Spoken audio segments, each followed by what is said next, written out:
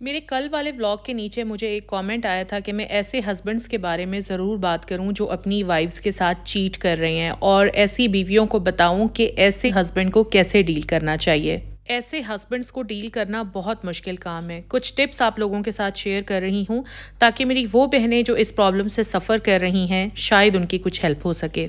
सबसे पहले तो देखें, अगर आप वाकई एक ऐसे हस्बैंड के साथ ज़िंदगी गुजार रही हैं जो आपके साथ चीट कर रहा है, तो सबसे पहले एक चीज़ जो आपने नहीं करनी वो ये है कि आपने अपने आप को ब्लेम नहीं करना।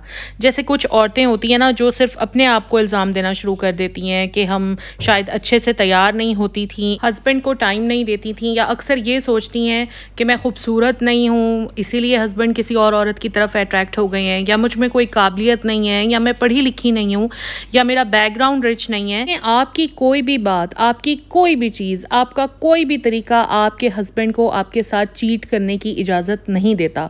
सारी गलतियों का मलबा आपने अपने सर पर नहीं डाल लेना। आपके हस्बैंड को चाहिए कि अगर उनको आपसे कोई प्रॉब्लम है तो वो उस प्रॉब्लम पर आपसे बात करें, ना कि किसी दूसरी औरत में इन्वॉल्व हो जाएं। दूसरी बात, आपको बिल्कुल भी ज़रूरत नहीं है कि आप थर्ड पार्टी के बारे में जानने की कोशिश करें। थर्ड पार्टी से मेरा मतलब आप समझ गए होंगे, यानी वो खातून जिनमें आपके शौहर इस वक्त इन्वॉल्व हुए हुए हैं। वो जो है जैसी है, आपको उसके बारे में जानने की या उसे स्टॉक करने की बिल्कुल भी ज़रूरत नहीं है।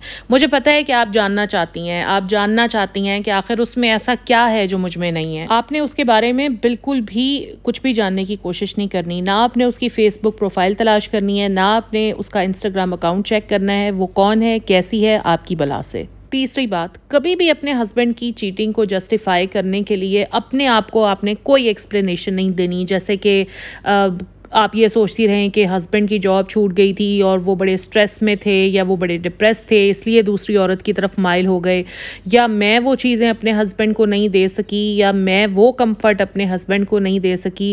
गर्ज के ऐसी कोई भी बात ना आपने अपने जहन में नहीं लानी। सिर्फ एक बात आपने सोचनी है कि अगर ये सब कुछ आप करती उनके साथ तो क्या आपके हस्बैंड आपको माफ़ करते। चौथी बात, सारी दुनिया को बताने की ज़रूरत नहीं है कि आप बहुत हर्ट हुई हुई हैं, आपको आपके हस्बैंड ने चीट किया है, आपकी दुनिया ख़त्म हो गई है, ज़िंदगी तबाह हो गई है।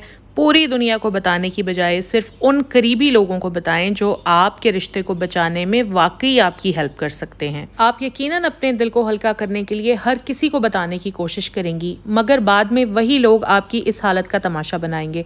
वही लोग हर मामले में सिर्फ आपका कसूर निकालेंगे। आपके मुंह पर तो कुछ नहीं कहेंगे, मगर पीठ पीछे यही कहेंगे कि ये खुद किसी काम की नहीं थी, ये खुद किसी काबिल नहीं थी, इसीलिए इसका हस्बैंड दूसरी औरत की तरफ माइल हुआ। पांचवी बात, आपने ये सोच कर पागल नहीं होना कि अगर आप इस रिश्ते से निकलने की कोशिश करती हैं तो आपके दोस्त, आपकी फैमिली, आपके मोहल्ले वाले या आपके रिश्तेदार क्या कहेंगे। बहुत सारी औरतें सिर्फ इसी डर की वजह से अपने हस्बैंड की बहुत सारी गलत हरकतों को छुपा कर बैठी रहती हैं और लोगों के डर की वजह से उसी हस्बैंड के साथ सारी ज़िंदगी गुजार देती हैं कि लोग क्या कहेंगे। वो सुना है ना आपने कि कुछ तो लोग कहेंगे, लोगों का काम है कहना। ये आपकी लाइफ है, आपकी लाइफ आपने कैसे गुजारनी है ये आपसे बेहतर कोई नहीं जान सकता। छठी बात, कोई भी डिसीजन लेने से पहले अच्छी तरह सोच लें। अपने हस्बैंड से बात करें, उन्हें समझाएं, कन्विंस करने की कोशिश करें। अगर हस्बैंड नहीं सुन रहे तो घर के बड़ों से बात करें कि वो आपके हस्बैंड को समझाएं। अगर फिर भी हस्बैंड नहीं सुन रहे तो कोई भी फैसला करने से पहले ये सोच लें कि अगर इस घर से आप निकलती हैं तो आप कहाँ जाएंगी। क्या आपके वालिदैन, आपके भाई आपको रख लेंगे? आप अगर शौहर के घर से निकलती हैं तो हो सकता है आपको अपने बच्चों से हाथ धोने पड़ें। आप ये बर्दाश्त कर लेंगी? आपका ख़र्चा कौन उठाएगा? हाँ, अगर आप इंडिपेंडेंट हैं, अपना अर्न करती हैं, तो फिर आपके लिए डिसीजन लेना आसान हो सकता है। सातवीं बात, आपने ये बिल्कुल नहीं सोचना कि अब अगर आपके हस्बैंड ने आपके साथ चीट किया है तो आपने उनसे बदला लेना है। मतलब एक रिवेंज फीलिंग आ जाती है ना औरत के अंदर, नहीं, वो आपने अपने अंदर डेवलप नहीं होने देनी। उन्होंने जो किया सो किया। बदला लेने के चक्कर में ना आप अपनी सेहत, अपनी एनर्जी, अपना पैसा सब ख़त्म कर बैठेंगी। अब मैं आती हूँ इस क्वेश्चन की तरफ कि ऐसी सिचुएशन में आपने करना क्या है। देखें, सबसे पहले तो सब्र करें, अल्लाह से मदद मांगें, नमाज़ पढ़ें, दुआ करें और उसके बाद अपने हस्बैंड से बात करना शुरू करें। उनसे पूछें कि वो ऐसा क्यों कर रहे हैं। हो सकता है आपके हस्बैंड आपसे इस सारे डिस्कशन के लिए राज़ी ना हो, कोई बात नहीं, कोशिश करती रहें। तहम्मुल और प्यार से बात करें। अपने हस्बैंड से पूछें कि वो आपसे क्या चाहते हैं, किस तरह इस रिश्ते को बचाया जा सकता है। अपने रिश्ते को जितना हो सकता है ना टाइम दें। आपने सुना है ना कि वक्त बहुत सारी चीज़ों को हील कर देता है, तो जितना हो सकता है अपने रिलेशन को टाइम दें अगर आप इसको बचाना चाहती हैं तो। माना कि ये काफ़ी मुश्किल है मगर नामुमकिन नहीं है। आपको अपने हस्बैंड की तरफ से काफ़ी मसाइल का सामना करना पड़ेगा मगर आपने कोशिश करते रहनी है। कोशिश करें कि ऐसी सिचुएशन में अगर आप किसी साइकोलॉजिस्ट की हेल्प ले सकती हैं तो ज़रूर लें, क्योंकि इससे आपको बहुत फ़ायदा होगा। अपने रिश्ते को बचाने के लिए ना पूरी एफर्ट लगा दें ताकि कल को आपको कोई रिग्रेट ना हो कि आपने रिश्ते को बचाने के लिए कोशिश नहीं की थी। फिर सब कुछ करने के बावजूद अगर कोई हल नहीं निकलता तो आपके पास दो ही रास्ते हैं, पास करें या बर्दाश्त करें। देखें, अगर आप इंडिपेंडेंट नहीं है ना, आपको अपने वालिदैन की सपोर्ट भी नहीं है और आपके बच्चे भी इस मामले में इन्वॉल्व हैं, तो फिर एक ही हल है कि आप अपने हस्बैंड को माफ़ कर दें। वो क्या कर रहे हैं, कैसे कर रहे हैं, क्यों कर रहे हैं, ये सब सोचना छोड़ दें। सिर्फ इस बात पर ध्यान दें आप उनके घर में महफूज हैं, आपके बच्चे आपके पास हैं, आपके हस्बैंड आपके सारे खर्चे पूरे कर रहे हैं, बस आपके लिए यही काफ़ी है। माना कि ये सब एक औरत के लिए बर्दाश्त करना नामुमकिन बात है, लेकिन दूसरा ऑप्शन भी क्या है आपके पास? एक तरफ कुआं है, एक तरफ खाई है। अब आपकी अपनी चॉइस है कि आपने गिरना कहाँ है। अब जबकि आप फैसला कर चुके हैं कि आपने अपने हस्बैंड के साथ ही रहना है, तो फिर आप उन पर नज़र रखने की बजाय ना अपने ऊपर तवज्जो दें। अपने आप को एक्टिविटीज़ में इन्वॉल्व करें, अपनी फ्रेंड्स से मिलें, बाहर जाएं, अपने रिश्तेदारों से मिलें, नॉवेल्स पढ़ना शुरू कर दें, पुराने ड्रामे देखना शुरू कर दें, घर के कामों में ख़ुद को बिज़ी करें, स्किन केयर करनी शुरू करें यार, जो आप लोग बिल्कुल छोड़ देती हैं। अपने कपड़े खुद डिज़ाइन करें, गार्डनिंग करें, बच्चों के लिए नई नई रेसिपीज़ ट्राई करें और इन सब के साथ साथ हस्बैंड के साथ रवैया ठीक करें, उनको टाइम देना शुरू करें, उनकी हर चीज़ का ख्याल रखें, प्यार और नरमी से बात करें, मोहब्बत जतलाएं। चाहे वो जितना गुस्सा करें, चाहे वो जितना इरिटेट हों, आपने हमेशा उनसे मोहब्बत से ही बात करनी है।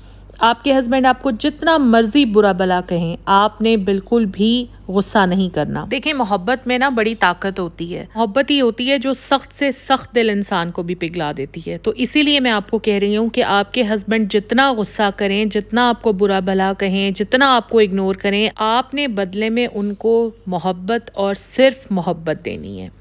एक बात हमेशा याद रखें कि वो आपको छोड़कर किसी दूसरी औरत की तरफ गए थे। आपकी मोहब्बत उन्हें उस औरत से छुड़वाकर आपकी तरफ वापस भी ला सकती है। एक बहुत ही ज़रूरी बात जो आपने इस सारे प्रोसेस में याद रखनी है वो ये कि कभी भी अपने बच्चों को उनके बाप के ख़िलाफ़ नहीं भड़काना। देखिए, मुझे ये कहना तो बहुत ही अजीब लगता है कि अगर मैं ये कहूँ कि आप दोनों के दरमियान में जो भी मामलात हो रहे हैं उसका आपके बच्चों को पता नहीं चलना चाहिए, आपके बच्चों पर कोई असर नहीं पड़ना चाहिए, ये तो पॉसिबल ही नहीं है। ठीक है ना। जब भी मियाँ और बीवी के दरमियान झगड़े होते हैं, लाजमी बात है कि बच्चे वो सुनते भी हैं, देखते भी हैं और उनके असरात भी बच्चों पर मुरतब होते हैं। अक्सर बीवियाँ अपने बच्चों को उनके बाप के ख़िलाफ़ भड़काना शुरू कर देती हैं, उन्हें भड़ना शुरू कर देती हैं और तो और उन्हें बताना शुरू कर देती हैं कि तुम्हारे बाप का अफेयर चल रहा है या तुम्हारे बाप ने दूसरी शादी कर ली है। नहीं, आप अपनी तो फ्रस्ट्रेशन ये सब कुछ करके निकाल रही हैं, लेकिन आपको ये नहीं पता कि बच्चों के ऊपर इसके कितने नेगेटिव असरात मुरतब हो रहे हैं। आपके शौहर ने जो भी किया या आप दोनों के दरमियान जो भी होता है वो आप दोनों का मसला है। अपने बच्चों को इस मसले से दूर रखें। देखें, बच्चों के लिए बाप बाप ही है और यकीन करें बच्चों के लिए बाप से बेहतर कोई और हो ही नहीं सकता। तो इसलिए अपने झगड़ों को अपने तक रखें, अपने बच्चों में ट्रांसफ़र ना करें। मियाँ बीवी का रिश्ता बड़ा ही मजबूत रिश्ता होता है। अगर आप मुझसे मेरी राय पूछेंगे तो मैं तो यही कहूँगी कि अगर आपके हस्बैंड्स रास्ते से भटक जाते हैं तो रास्ते पे लाना भी आप ही का काम है। तो बस ये था मेरा आज का व्लॉग। अगर आप लोगों के लिए हेल्पफुल रहा है तो प्लीज़ मेरी वीडियो को लाइक ज़रूर करें, क्योंकि आप लोग वीडियोस देखते तो हैं मगर लाइक नहीं करते। तो प्लीज़ अगर कोई एक भी बात अच्छी लगी हो तो मेरी इनकरेजमेंट के लिए मेरी वीडियो को लाइक ज़रूर करें। अगर आप आज मेरे चैनल पर फर्स्ट टाइम आए हैं तो मेरे चैनल को सब्सक्राइब भी कर लें और इंस्टाग्राम अकाउंट का लिंक मैं डाल रही हूँ डिस्क्रिप्शन में। I request you to please follow me on Instagram. और मैं कोशिश करती रहूँगी कि इसी तरह से आपकी गाइडेंस के लिए, आपकी हेल्प के लिए जितना मेरे पास नॉलेज है, देखिए मैं कोई एक्सपर्ट तो हूँ नहीं, ना ही मैं कोई मोटिवेशनल स्पीकर हूँ, लेकिन मैंने अपनी लाइफ से जितना सीखा है ना, वो मैं आप लोगों के साथ ज़रूर शेयर करूँगी। कमेंट्स में मुझे ज़रूर बताइएगा कि आज की डिस्कशन आपको कैसी लगी और आप मज़ीद किन टॉपिक्स पर डिस्कशंस चाहते हैं, किन टॉपिक्स पर सुनना चाहते हैं, बात करना चाहते हैं मेरे साथ, वो भी आप लोगों ने मुझे कमेंट्स में ज़रूर बताना है। तो बस आप लोग अपना ख्याल रखिएगा, दुआओं में मुझे याद रखिएगा। अल्लाह हाफ़िज़।